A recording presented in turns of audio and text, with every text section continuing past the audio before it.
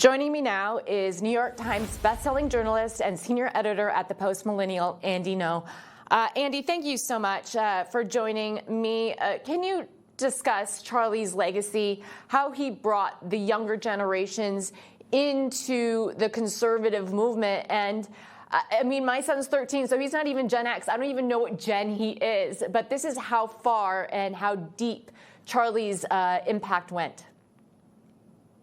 A lot of moving eulogies have been posted by young people who were impacted from even when they were preteens all the way through their high school years and then into universities.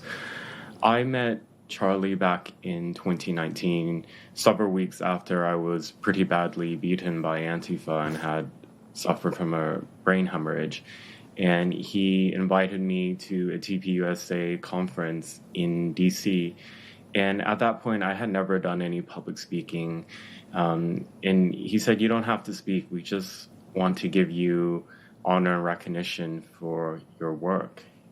And it's hard for me to say in words how much that meant to me at that time. You know, I was this no-name person, and then having this opportunity to go on stage and just get this round of applause.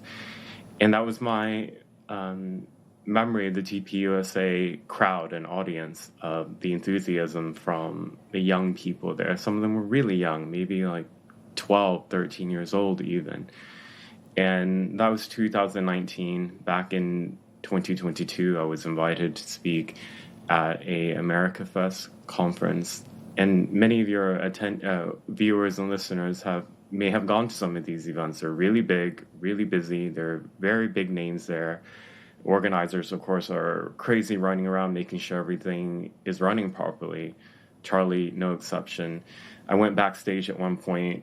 There was a lot of commotion. It was dark. Somebody was speaking, and he made eye contact with me, and he waved, and he smiled.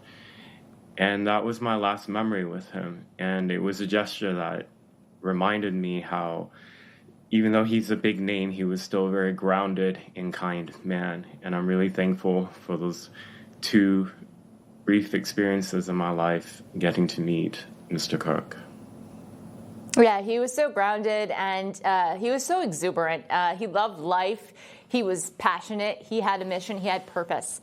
And he led with that purpose every single day. I think that's why we're seeing such an outpouring of love. Everyone in conservative circles knew or had an interaction with Charlie. He'd always send supportive texts. He would always, try to lift you up, and a rising tide lifts all boats, and he certainly was helpful with that. But you have a piece out now talking about the assassination culture.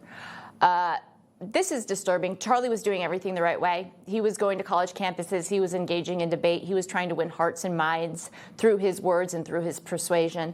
But there's an assassination culture that is truly sickening in society. We saw it with Luigi Mangione when he killed the healthcare CEO and was celebrated online. The dark corners of the online world right now, there are a lot of people celebrating Charlie Kirk's death.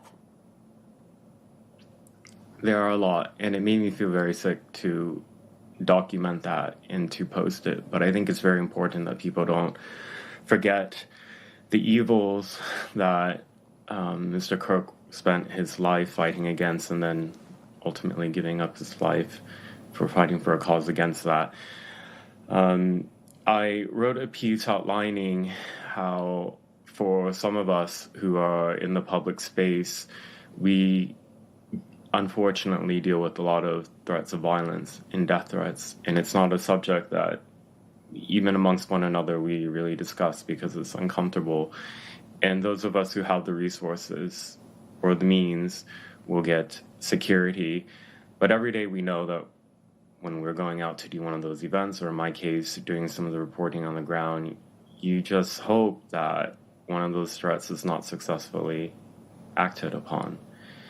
And I don't know Mr. Kirk's security situation, but given that there were, for many, many years now, many, many threats online, I would imagine that some of those threats were likely credible. And he pushed forward, and he went to dozens and dozens of university campuses across the U.S. And, you know, we've had a day to process what happened, and it still does feel surreal to me. Somebody that was a part of the American politics for so many years is now no longer there. Yeah, no, it is a bit surreal, but the left made a martyr of Charlie Kirk, and he's going to be remembered forever. And I feel like we're at a cultural turning point in our society. But Andy, no, thank you so much for being here with us today. My pleasure.